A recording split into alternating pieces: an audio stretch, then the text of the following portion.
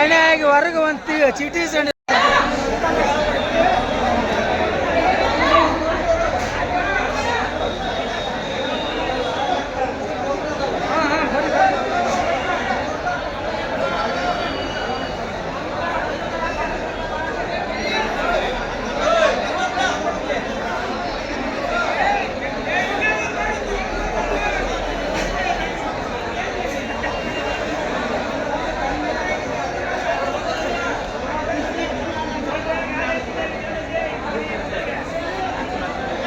ಬೀಜ ವಿತರಣೆ ಮಾಡ್ತಾ ಇದ್ದಾರೆ. ಯಾಕೆ ಈ ತರ ಗದ್ದಲ ಆಗ್ತಾ ಇದೆ ಅಂತ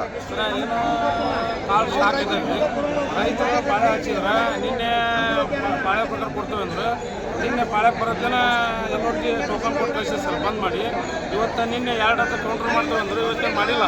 ಅದ ಒಂದು ಕೌಂಟ್ರನ್ನ ಕೊಡಕ್ಕೆ ಕುಂತಾರೆ ಬೆಳಗ್ಲಿಂದ ಅಂದ್ರೆ ಇವತ್ತು 10 ಜನ ಕೊಟ್ಟಾರ ಏನ್ರಿ.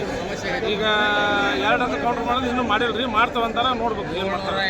ಬೆಳಗ್ಲಿಂದ ಬಂದಾರ್ರಿ. ಅಲ್ಲ ಇಡೀ ತಾಲೂಕಿಗೆ ಇದು ಒಂದೇ ಕೌಂಟ್ರ ಅಥವಾ ಬೇರೆ ಬೇರೆ ಎಲ್ಲಾದ್ರೂ ಮಾಡಿದ್ದಾರೆ? ಇದ ಒಂದು ಕೌಂಟ್ರ್ ರೀ ತಾಲೂಕಿಗೆ.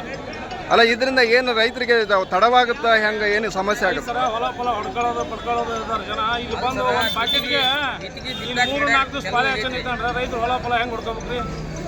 ಈಗ ಇದನ್ನ ಬೇರೆ ಪರ್ಯಾಯ ವ್ಯವಸ್ಥೆ ಏನ್ ಮಾಡ್ಬೇಕಂತ ಎಲ್ಲ ಆರಕ್ಷಕರು ಎಲ್ಲ ಪ್ರಕಾರ ಬಿಡಾಕ್ ಕುಂತಾರ ಟೋಕನ್ ಪ್ರಕಾರ.